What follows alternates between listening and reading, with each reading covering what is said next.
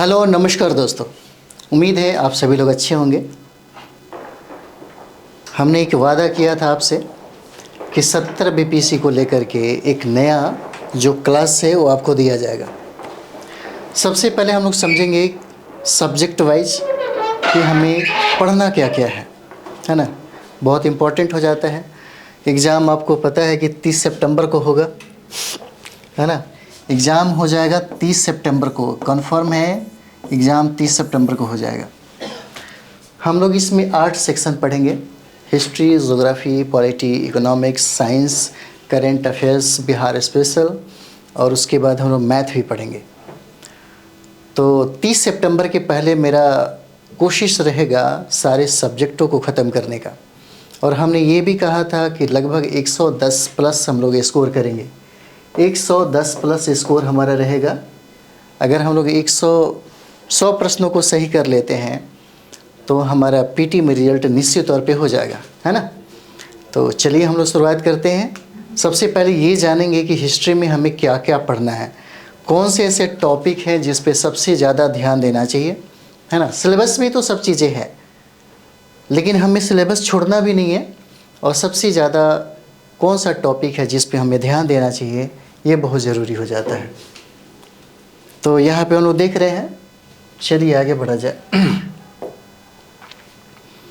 सबसे पहले हम लोग इतिहास को हम लोग 3 भागों में बांट के देखते हैं, है ना।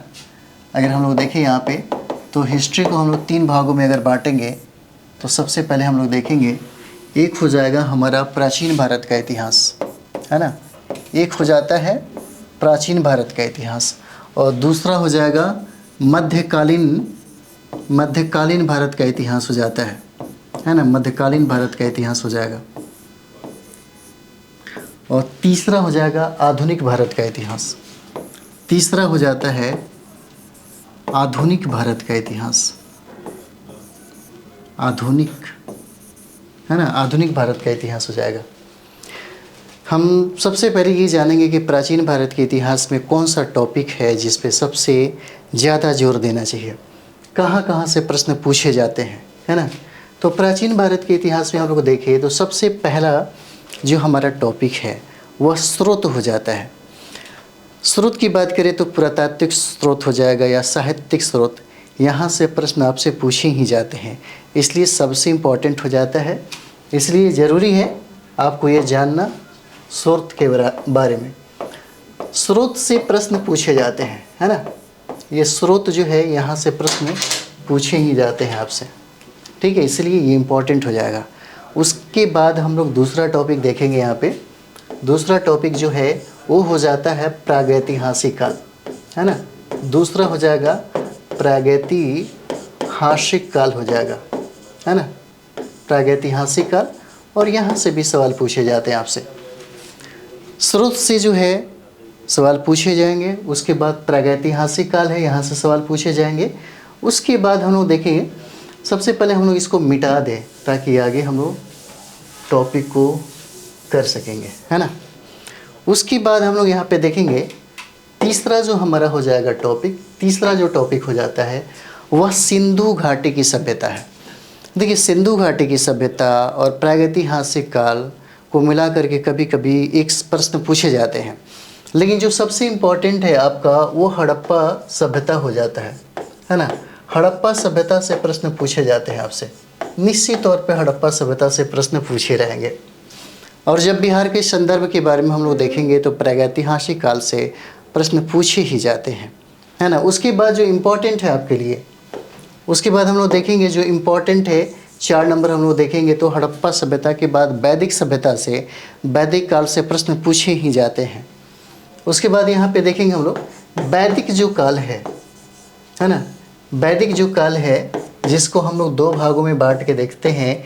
एक हो जाता है ऋग्वैदिक काल, है ना, एक हो जाता है ऋग्वैदिक काल, और दूसरा हो जाएगा उत्तर वैदिक काल, उत्तर वैदिक काल। और यहाँ से प्रश्न पूछे जाते हैं। यहाँ से प्रश्न 2 तरीके से पूछे जाते हैं। एक हो जाता है आपका कॉन्सेप्ट बेसिक, दूसरा हो जाता है फैक्ट बेसिक, है ना। तो एक चीज़ हम लोग जरूर जानेंगे, कहा जाता है कि मेंस की तैयारी करने, जो विद्यार्थी मेंस की पहले तैयारी करता है उसका पीटी निश्चित तौर पे होता है, और यह बात बिल्कुल सही है। अगर आप सफल होना चाहते हैं, आप चाहते हैं कि हम बीपीएससी और यूपीएससी में फ़ाइट करें, पूर्ण रूप से एक ऑफिसर बने, तो आपको अपना शुरुआत मेंस से ही करना चाहिए। पीटी तो बात की बात है ना। उसके बाद हम लोग देखेंगे यहाँ पे पांचवा जो हमारा ये हो जाएगा, पांचवा जो टॉपिक हो जाएगा हमारा, वो हो जाता है महाजनपद। हम लोग पढ़ेंगे, है ना। ये महाजनपद काल हम लोग पढ़ेंगे, और 16 महाजनपदों की जो चर्चा किया गया है, महाजनपदों की जो संख्या 16 है, हम लोग 16 महाजनपदों को करेंगे, है ना। और देखिए बारी बारी से, जैसे स्रोत में क्या क्या है ये भी हम लोग पढ़ेंगे, प्रागैतिहासिक काल में क्या क्या है, क्या इंपॉर्टेंट बनता है, बीपीएससी संबंधित प्रश्न क्या पूछे जा सकते हैं, हड़प्पा में क्या इंपॉर्टेंट बनता है, जितना भी इम्पोर्टेंट चीज़ें हैं उस चीज़ को हम लोग पहले कोशिश करेंगे ख़त्म करने का, ठीक है। उसके बाद हम लोग यहाँ पे देखते हैं छठा नंबर जो हमारा हो जाएगा, छठा नंबर आपको यहाँ पे देखेंगे तो यहाँ पे हो जाता है आपका नास्तिक संप्रदाय, है ना। यहाँ पे देखेंगे तो ये नास्तिक संप्रदाय हो जाएगा, ठीक है, नास्तिक संप्रदाय हो जाएगा। और नास्तिक संप्रदाय से प्रश्न आपसे पूछे ही जाते हैं। अगर हम लोग नास्तिक संप्रदाय की बात करें तो देखिए नास्तिक संप्रदाय में दो हो जाते हैं। सबसे पहला बुद्ध से सवाल पूछा जाता है, यानी कि बौद्ध धर्म हम लोग पढ़ेंगे, है ना, और उसके बाद जैन धर्म पढ़ेंगे। हालांकि नास्तिक संप्रदायों की संख्या 6 प्रकार से हम लोग इसको कोशिश करेंगे ख़त्म करने का, ठीक है। उसके बाद हम लोग देखेंगे अगला जो हमारा हो जाएगा 7 नंबर की अगर बात करें यहाँ पे, तो 7 नंबर में देखेंगे मगध साम्राज्य का उत्कर्ष। मगध साम्राज्य के उत्कर्ष से भी प्रश्न बहुत पूछे जाते हैं। मगध साम्राज्य का उत्कर्ष बहुत इंपॉर्टेंट है। अगर इसे नहीं समझ पाएँ तो फिर मुश्किल होगा बाकी आगे के कालखंड को समझना। तो मगध साम्राज्य का जो उत्कर्ष है ना, मगध साम्राज्य का जो उत्कर्ष है, मगध साम्राज्य का उत्कर्ष, है ना, इसको हम लोग पढ़ेंगे, ठीक है। उसके बाद जो अगला टॉपिक हमारा 8 नंबर हो जाता है ना, वो हो जाएगा मौर्य काल। मौर्य काल से और मगध साम्राज्य के उत्कर्ष से बहुत सारे सवाल पूछे जाते हैं। उसके बाद हमारा क्या हो जाएगा, मौर्य काल हो जाता है। मौर्य काल तो बहुत इम्पोर्टेंट है। मौर्य काल से प्रश्न हमेशा प्राचीन भारत के इतिहास में इम्पोर्टेंट ही रहा है ना। उसके बाद नेक्स्ट बिंदु पे अगर ध्यान दें तो ये हमारा 9 नंबर हो जाएगा। मौर्य के बाद मौर्योत्तर से प्रश्न की संख्या ज़्यादा होती है ना। इसके बाद हम लोग देखेंगे तो ये हो जाता है मौर्योत्तर काल, है ना। मौर्योत्तर काल से प्रश्न की संख्या ज़्यादा होती है। उसके बाद हम लोग 10वां करेंगे मध्य एशिया से भारत का जो संपर्क है, यहाँ से भी प्रश्न पूछे जाते हैं। यहाँ से प्रश्न पूछे जाते हैं व्यापार से संदर्भित, है ना, उनका सांस्कृतिक आर्थिक जो संबंध था उसके बारे में हम लोग पढ़ेंगे। यहाँ पे मध्य एशिया, है ना, मध्य एशिया से भारत का संपर्क, भारत का संपर्क हो जाएगा। ये टॉपिक है आपका, ये भी इम्पोर्टेंट है आपका, है ना। ये 10 नंबर पॉइंट हो जाता है। 10वां टॉपिक की अगर बात करें तो ये हो जाएगा मध्य एशिया से, मध्य एशिया से भारत का जो संपर्क है, यहाँ से भी प्रश्न पूछे जाते हैं। उसके बाद हम लोग देखेंगे 11 नंबर जो है, 11 नंबर में गुप्त काल बहुत इम्पोर्टेंट है आपका। गुप्त काल से निश्चित तौर पे सवाल पूछे जाते हैं, और गुप्त काल को हम लोग स्थापत्य कला के स्वर्ण युग के नाम से भी जानते हैं। और यहाँ पे बहुत सारे विक्रमादित्य हैं, उनके बारे में भी पढ़ने को मिलता है। तो यहाँ से प्रश्न जो है आपका इम्पोर्टेंट होने लगता है ना। तो ये हो जाता है हम लोग का गुप्त काल हो जाएगा, गुप्त काल हो जाएगा। उसके बाद नेक्स्ट जो बिंदु है हमारा, आगे बढ़ लिया जाए, नेक्स्ट बिंदु है वो हो जाता है गुप्तोत्तर काल। अगर 12 की बात करें तो ये हो जाएगा आपका गुप्तोत्तर काल हो जाएगा, है ना। गुप्तोत्तर काल से भी प्रश्न बहुत ज़्यादा पूछे जाते हैं, गुप्तोत्तर काल से। उसके बाद हम लोग देखेंगे प्राचीन भारत के इतिहास में लास्ट हम लोग कर दें तो ये हमारा तीसरा जो बिंदु हो जाएगा, है ना, 13 नंबर जो हो जाएगा वो दक्षिण भारत का इतिहास होता है ना। दक्षिण भारत का इतिहास पढ़ना है, दक्षिण भारत का इतिहास, यानी कि प्राचीन भारत के इतिहास में हम लोगों को इतना ही टॉपिक करना है। अगर हम लोग अच्छे तरीके से इसको ख़त्म करते हैं, क्योंकि कहता है बीपीएससी की सिलेबस ख़त्म करिए, हमने ये इसलिए कहा कि जब तक आप सारे सिलेबस को नहीं पढ़ पाते तो प्रश्न का जो पैटर्न जो बदला हुआ है 68 के बाद, जिस तरीके से आपके प्रश्नों का पैटर्न बदलते जा रहा है, प्रश्नों की जो स्टैंडर्ड है वो उत्कृष्ट होते जा रही है और वहाँ पे कॉन्सेप्ट की मात्रा सर्वाधिक पूछी जाएगी। तो जब तक आप सारे टॉपिक को नहीं पढ़े रहेंगे तो समझिए कि प्रश्न को बनाना आपके लिए बहुत मुश्किल होगा। इसलिए सिलेबस हम लोग एक बार सभी को पढ़ेंगे, क्योंकि एक प्रश्न का रिलेशन कम से कम 3-4 टॉपिक के साथ होता है। इसलिए आपके लिए बहुत इम्पोर्टेंट होता है कि कम से कम उसको पढ़ा जाए, है ना। तो चलिए, ये हो जाएगा आपका प्राचीन भारत के इतिहास में हम लोग ये सारा चीज़ें पढ़ेंगे। अगला हम लोग देखते हैं, अगला हमारा हो जाएगा मध्यकालीन भारत का जो इतिहास है ना। मध्यकालीन भारत का जो इतिहास हो जाता है, इतिहास, इसमें हम लोग देखेंगे क्या क्या पढ़ना है ना, क्योंकि यहाँ से भी बहुत सारे प्रश्न हैं जो पूछे जाते हैं आपसे। प्राचीन भारत के इतिहास में हम लोगों ने 13 बिंदुओं को फोकस किया, यानी कि यहाँ से प्रश्न पूछे जाएंगे। उसके बाद देखते हैं हम लोग, सबसे पहला त्रिपक्षीय युद्ध हो जाएगा। त्रिपक्षीय युद्ध है, यहाँ से प्रश्न पूछे ही जाते हैं आपके बीपीएससी में, है ना। तो पहला अगर पॉइंट की हम लोग बात करें तो ये देखिए, त्रिपक्षीय जो संघर्ष है ना, यहाँ पे देखते हैं त्रिपक्षीय जो संघर्ष है ना, या युद्ध कहें तो त्रिपक्षीय युद्ध है, यहाँ से सवाल पूछे ही जाते हैं आपसे। ये इम्पोर्टेंट है आपके लिए।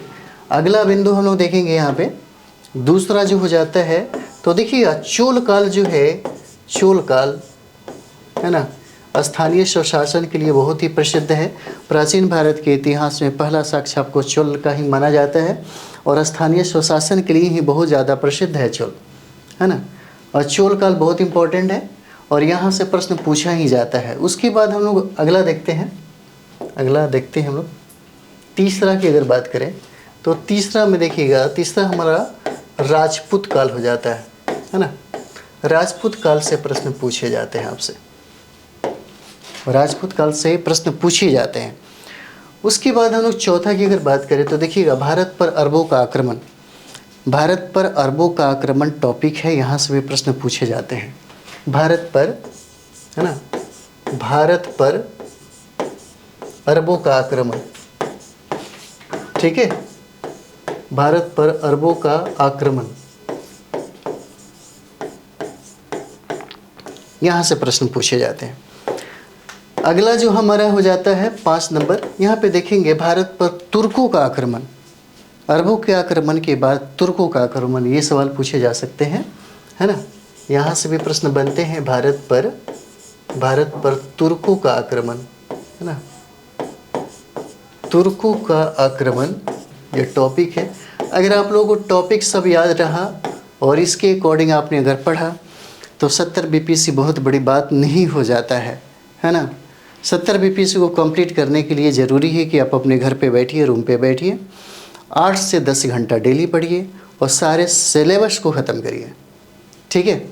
हम आज पढ़ने का तरीका भी बताएंगे कैसे पढ़ा जाता है। अगर उस तरीके से हम लोग स्टडी करें तो निश्चित तौर पे हमारा स्कोर 100+ जाएगा। छठा नंबर में हम लोग देखेंगे, यहाँ पे छठा नंबर यहाँ पे हम लोग देखें तो बहुत इम्पोर्टेंट आपका टॉपिक है, जिसको हम लोग सल्तनत काल बोलते हैं, है ना। सल्तनत काल की अगर बात करें, सल्तनत काल, यहाँ से प्रश्न पूछे जाते हैं, बहुत इम्पोर्टेंट है, बहुत VVI है, समझिए, बहुत VVI हो जाता है। उसके बाद जो इम्पोर्टेंट टॉपिक है आपका सल्तनत काल का प्रशासन हो जाता है आपका। सल्तनत काल का जो प्रशासन है, 7 नंबर देखेंगे तो सल्तनत काल का, है ना, काल का जो प्रशासन है, प्रशासन से प्रश्न बहुत पूछे जाते हैं, इसलिए आपके लिए बहुत इम्पोर्टेंट हो जाता है। सल्तनत काल का प्रशासन बहुत इम्पोर्टेंट है। चलिए आगे हम लोग देखते हैं अगला पॉइंट हमारा क्या कहता है। 8 नंबर हम लोग देखेंगे यहाँ पे, तो प्रांतीय राज्य हो जाते हैं, है ना। प्रांतीय राज्य भी हमें पढ़ना है, यहाँ से भी प्रश्न पूछे जाते हैं प्रांतीय राज्य से। उसके बाद अगला पॉइंट हम लोग देखते हैं 9 नंबर। तो 9 नंबर में देखते हैं विजयनगर से भी प्रश्न पूछे जाते हैं, है ना। विजयनगर को आपको अच्छे तरीके से पढ़ना। विजयनगर हो गया, बहमनी हो गया, है ना। तो विजयनगर हम लोग पढ़ेंगे यहाँ पे, विजयनगर, है ना। विजयनगर से सवाल पूछे जाते हैं।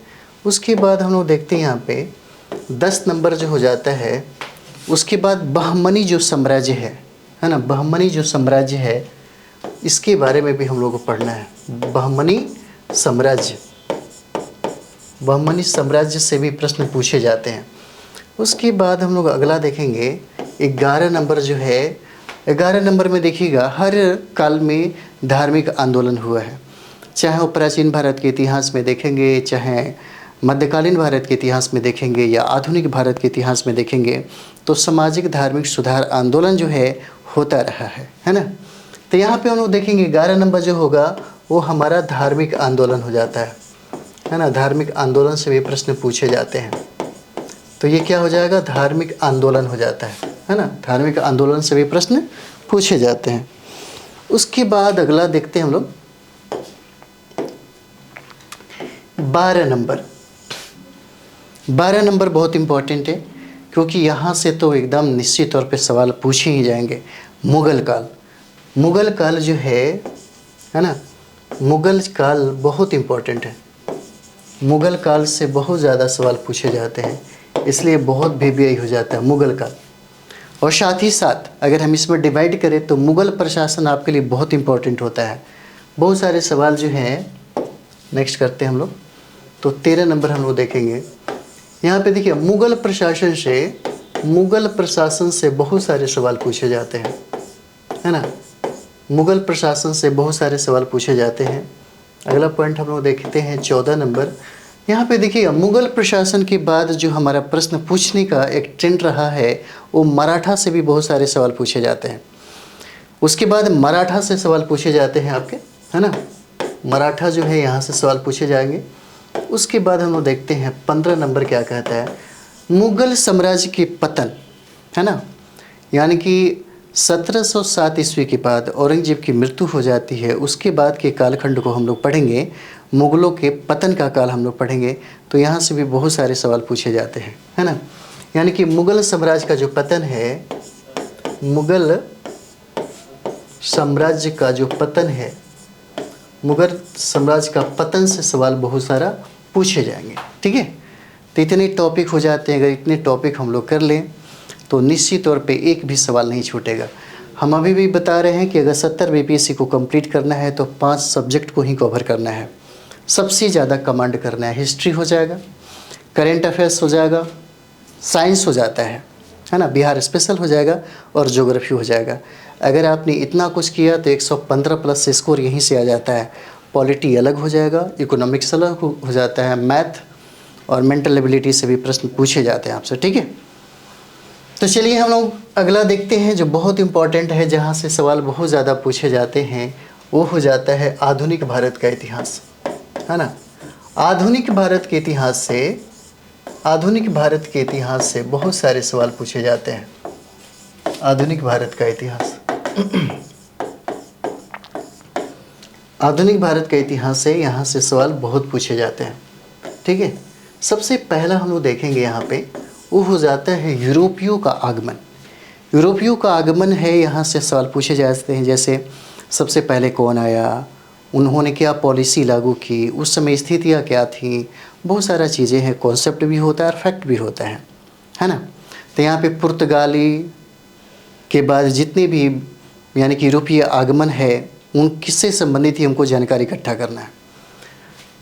और सबसे इम्पोर्टेंट ये है कि आधुनिक भारत का इतिहास इम्पोर्टेंट इसलिए है क्योंकि आपके BPSC में सबसे ज़्यादा सवाल जो है पूछने का एक जो परंपरा रहा है ना, वो आधुनिक भारत के इतिहास से ही रहा है। इसलिए आधुनिक भारत के इतिहास को हम लोग गहराई में जाकर के पढ़ेंगे। हालांकि प्राचीन भारत का इतिहास मध्यकालीन भारत का इतिहास और आधुनिक भारत का इतिहास जब भी हम लोग पढ़ेंगे थोड़ा गहराई में जा कर के पढ़ेंगे, है ना। सतही पढ़ेंगे तो फिर मुश्किल हो जाएगा, फिर भी बीपीएससी नहीं हो पाएगा। तो आधुनिक भारत के इतिहास में हम लोग पहला टॉपिक देखते हैं, ये हो जाएगा हमारा यूरोपियों का आगमन, है ना। यूरोपीय का आगमन हो जाएगा, है ना, का आगमन हो जाता है, ये टॉपिक है, बहुत इंपॉर्टेंट है आपके लिए। अगला हम लोग देखते हैं जो दूसरा हो जाएगा हमारा, है ना, नए राज्यों का गठन। नए राज्यों का गठन जो है ये इंपॉर्टेंट हो जाएगा। जैसे यहाँ पे देखते हैं नए राज्यों का, है ना, नए राज्यों का गठन बहुत इंपॉर्टेंट हो जाता है। जैसे में मैसूर, कर्नाटक, पंजाब, अवध, ऐसे ऐसे राज्य हैं जिनका यहाँ पे उत्थान हुआ, निर्माण हुआ, है ना। नए राज्यों में देखेंगे, जैसे मानते हैं मैसूर हो जाएगा, है ना। मैसूर के बाद क्या होता है, कर्नाटक हो जाएगा, कर्नाटक हो जाता है, ठीक है। उसके बाद पंजाब हो जाएगा, पंजाब के बाद देखेंगे बंगाल भी हो जाता है ना। ऐसे बहुत छोटे छोटे नए राज्यों का गठन होने लगता है। उसके बाद हम लोग देखते हैं तीसरा जो हमारा बनता है, तीसरा, उसमें देखेंगे मैंने कहा था कि सभी कालखंडों में एक सामाजिक धार्मिक सुधार आंदोलन चला है।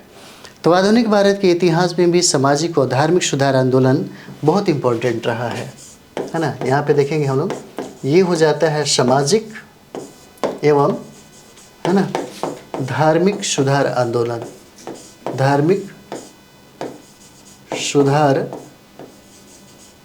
सुधार आंदोलन हो जाएगा जो इम्पोर्टेंट है आपके लिए, है ना, ये हो जाएगा। उसके बाद हम लोग देखेंगे अगला पॉइंट हमारा जो चौथा है, चौथा जहाँ से सवाल पूछे जाते हैं, 1857 की क्रांति। 1857 की क्रांति को हम लोग पढ़ेंगे अच्छे तरीके से। और 1857 की क्रांति की अगर बात करें तो बिहार के संदर्भ में ज़्यादा पढ़ेंगे, क्योंकि बिहार के संदर्भ में प्रश्नों की संख्या हमेशा बार बार ज़्यादातर ही आया है ना। तो 1857 की क्रांति हम लोग पढ़ेंगे, 1857 की क्रांति पढ़ेंगे, है ना। उसके बाद जो सबसे मोस्ट इम्पॉर्टेंट आपका टॉपिक है, जहाँ से प्रश्न बहुत बार पूछे जाते हैं, वो हो जाएगा आपका, देखिए आप लोग, राष्ट्रीय आंदोलन हो जाएगा, है ना। ये हमारा बहुत इम्पॉर्टेंट टॉपिक है, राष्ट्रीय आंदोलन हो जाता है। राष्ट्रीय आंदोलन को हम लोग 3 भागों में बांट के पहले समझे, है ना, जिसको हमें पढ़ना है, ठीक है। सबसे पहले अगर हम लोग बात करें तो प्रथम चरण की अगर बात करते हैं हम लोग, यहाँ पे देखिए प्रथम चरण जो है वो 1885 से लेकर के, है ना, 1905 तक हम लोग को पढ़ना है। 1885 से लेकर के 1905 तक। और देखिए इसी काल को हम लोग उदारवादी काल भी बोलते हैं और नरमपंथी भी बोलते हैं, है ना। 1885 कांग्रेस का निर्माण होता है 1885 में, है ना, और 1905 ये बंगाल विभाजन होता है। इसके कालखंड को हम लोग प्रथम चरण में रखते हैं पढ़ने के हिसाब से, और इसी काल को हम लोग नरमपंथी बोलते हैं, उदारवादी काल भी बोलते हैं, है ना। अगर देखा जाए तो इसी को हम लोग क्या बोलते हैं, उदारवादी काल बोलते हैं, जो पढ़ना है, बहुत इंपॉर्टेंट है आपके लिए, है ना। यहाँ पे हम लोग देखेंगे वो हो जाता है द्वितीय चरण, ठीक है। द्वितीय चरण क्या कहता है, तो द्वितीय चरण की अगर बात करें तो 1905 से लेकर के, है ना, 1905 से लेकर के 1919 के कालखंड को हम लोग पढ़ेंगे यहाँ पे। इसको हम लोग सेकेंड चरण में रखते हैं, और इसको हम लोग उग्रवादी गर्मपंथी काल कहते हैं। इसमें जो भी नेता लोग मिले हैं वो है ना, गर्मपंथी बोला जाता है, गर्म विचारों से लैस है, जिसको उग्रवादी भी कह सकते हैं, है ना। उसके बाद जो हमारा तृतीय जो चरण हो जाता है, ये तृतीय जो चरण है बहुत इम्पोर्टेंट है। तृतीय चरण कहा जाता है 1919 से लेकर के 1948 या 50 तक इसको माना जाता है ना। 1919 में महात्मा गांधी का भारतीय राजनीति में सक्रिय रूप से प्रवेश हो जाता है, और उसके बाद से कांग्रेस का नेतृत्व जिस तरीके से महात्मा गांधी अपने कंधे पे रखते हैं, और वो नेतृत्व यानी कि ज़मीन से कह सकते हैं कि आम जनता तक पहुंचाते हैं, और उसकी पताका आसमान तक बिफरती है ना। और कांग्रेस का नेतृत्व जब महात्मा गांधी के कंधे पे जाता है तो महात्मा गांधी कांग्रेस में बहुत बड़ा एक व्यक्तित्व के तौर पे उभरते हैं, है ना। तो ये हो जाता है। उसके बाद जो हमारा ये 3 टॉपिक है राष्ट्रीय आंदोलन में बहुत इम्पोर्टेंट है। अगला हम लोग यहाँ पे देखेंगे वो हो जाएगा गवर्नर जनरल, है ना। वो हो जाएगा हम लोग का गवर्नर जनरल हो जाएगा, जहाँ से प्रश्न बहुत पूछे जाते हैं, गवर्नर जनरल। उसके बाद देखते हैं शिक्षा, समाचार पत्र, संगठन, यहाँ से भी प्रश्न आपसे पूछे जाते हैं। जैसे हम लोग देखेंगे ये हो जाएगा शिक्षा, है ना, शिक्षा हो गया। समाचार पत्र हो जाएगा, समाचार पत्र हो गया, आदि बहुत सारा चीज़ें हैं यहाँ पे, ठीक है। तो इतना टॉपिक हमारा हो जाता है। हम प्राचीन भारत के इतिहास से लेकर के आधुनिक भारत के इतिहास, यानी कि तीनों इतिहास में क्या क्या हमको पढ़ना है ना, ये सारा चीज़ें हम लोगों ने यहाँ पे देखा। हम लोग इस 70 बीपीएससी को कंप्लीट करेंगे और प्रत्येक दिन कोशिश यही रहेगा कि हर दिन 2-3 टॉपिक को ख़त्म किया जाए और आगे बढ़ा जाए। टेस्ट भी लेते रहेंगे, है ना, टेस्ट भी चलता रहेगा। टॉपिक वाइज मतलब सब्जेक्ट कहे तो टॉपिक वाइज भी रहेगा और फुल टेस्ट भी रहेगा, है ना, ताकि कंप्लीट रूप से हम आपको 70 का तैयारी करा सके और 110 प्लस आपका स्कोर है, ताकि आप बीपीएससी पीटी को फाइट करें। तो देखिए सबसे ज़रूरी होता है कि हम पढ़ें कैसे। पढ़ने का बहुत अच्छा तरीका है जो हम लोगों ने हमेशा फ़ाइट किया, और बाकी जो भी विद्यार्थी हैं उनको यही तरीका बताते हैं। पीटी निश्चित तौर पे और बहुत आसानी से वो लोग फाइट करते हैं। हाँ, ये ज़रूर कह सकते हैं कि उससे मेहनत बहुत ज़्यादा लगता है, हार्ड वर्क लगता है, बहुत सारा खून पसीना निकालना पड़ता है ना। उसके बाद रिजल्ट निश्चित तौर पे हो जाता है। सबसे पहला हमारा जो काम है, पढ़ना कैसे है। तो देखिए आपके पास बुक का होना बहुत ज़रूरी है। जैसे में कुछ बुक हम लोग रखेंगे, जैसे कुछ बुक्स है ना। अगर बुक्स की बात करें तो सबसे पहला हमारे पास NCERT की किताबें होनी चाहिए, है ना, NCERT की किताबें होनी चाहिए। उसके बाद एक आपको गाइड मिलेगा, दूसरा एक गाइड मिलेगा जिसको हम लोग किरण गाइड कहते हैं, है ना। किरण गाइड आप लोग खरीद लीजिए। हम लोग इसी से नेट कंप्लीट किए, PhD तक हम लोग आगे गए। बहुत सारी चीज़ें पहले ऑप्शनल पेपर में, यूपीएससी का पहले ऑप्शनल पेपर हुआ करता था पीटी में, उसमें बहुत ही महत्वपूर्ण भूमिका इसका था। इतिहास बहुत अच्छा मतलब समझिए कि इसमें कवर किया है, तो किरण पढ़ लीजिए। उसके बाद जो तीसरा है, ज़्यादा किताब पे ध्यान मत दीजिए, वो हो जाता है घटना चक्र का। घटना चक्र का हो जाता है। बस 3 किताब अपने पास रखिए। जैसे में कहने का मतलब है कि पढ़ेंगे कैसे। सपोज दैट मानते हैं कि आपको प्राचीन भारत का इतिहास पढ़ना है, और प्राचीन भारत का इतिहास हम लोग हड़प्पा काल पढ़ रहे हैं, हड़प्पा सभ्यता पढ़ रहे हैं, है ना। हड़प्पा सभ्यता हम लोग पढ़ रहे हैं। कैसे पढ़ेंगे, तो सबसे पहले ये टॉपिक जो है हम NCERT से एक बार स्टडी कर लेंगे, है ना। स्टडी हम सबसे पहले फर्स्ट स्टडी हम सबसे पहले NCERT से करेंगे, और वहीं यानी कि यही हड़प्पा काल दूसरी बार हम लोग इसी किरण गाइड से करेंगे। दूसरी बार हम लोग किरण गाइड से करेंगे। और जितने भी हड़प्पा सभ्यता से सवाल पूछे गए हैं 10-15 साल में, चाहे यूपीएससी का एग्ज़ाम हो, चाहे उत्तर प्रदेश का एग्ज़ाम हो, चाहे झारखंड का एग्ज़ाम हो, राजस्थान का एग्ज़ाम हो, मध्य प्रदेश का एग्ज़ाम हो, बिहार का एग्ज़ाम हो, सारे प्रश्नों को इकट्ठा किया हुआ है घटना चक्र, है ना। एक टॉपिक ही बनाया है, हड़प्पा सभ्यता अलग से, वैदिक सभ्यता इस तरीके से। तब जा कर के आप इनको पढ़ने के बाद, यानी कि NCERT से और किरण से पढ़ने के बाद आप सारे प्रश्नों का मूल्यांकन करें, तब आपको समझ में आएगा कि कितने प्रश्न आपसे बन रहे हैं, है ना। उसके बाद देखिए कितना सही हो रहा है और कितना गलत हो रहा है। यह तरीका बहुत ही कारगर है। मेहनत तो बहुत लगता है लेकिन कारगर है। इसमें सफलता 100% की होती है, एकदम गारंटीड ये है, 100% की आपको सफलता मिलेगी, 100%। लेकिन इसमें एक चीज़ है कि मेहनत बहुत ज़्यादा लगता है, इसमें मेहनत बहुत ज़्यादा लगता है, हार्ड वर्क है। अगर आपने एक बार कर लिया, क्योंकि बीपीएससी यूपीएससी फाइट कितना लो करता है ना। पढ़ने वालों की संख्या, किताबों की संख्या, हर विद्यार्थियों के पास अपना किताबों का एक संग्रह है ना। बहुत सारे विद्यार्थी हैं जो बहुत मेहनत करते भी हैं, लेकिन सही तरीके से, सही गाइडलाइन में और सही डिसिप्लिन में अगर नहीं पढ़ेंगे तो उनका रिजल्ट भी नहीं हो पाता, है ना। तो यही सब चीज़ें हैं। अगर आपने इसे कंप्लीट किया, है ना, इसे कंप्लीट किया, तो फिर आपके लिए पीटी का एग्ज़ाम और पीटी में सफल होना बहुत ही ईजी हो जाता है। तो इतिहास ये रहा, बाकी हम लोग इसी तरह से ज्योग्राफी, पॉलिटी, इकोनॉमिक्स, साइंस क्या क्या टॉपिक है हम लोग इस पर चर्चा करेंगे और बात भी करेंगे। ठीक है, तो चलिए हम लोग शुरुआत करते हैं, है ना। अगले वीडियो में हम लोग इस टॉपिक को प्रारंभ करेंगे। तो मिलते हैं अगले वीडियो में। थैंक यू वेरी मच आप सभी लोगों को।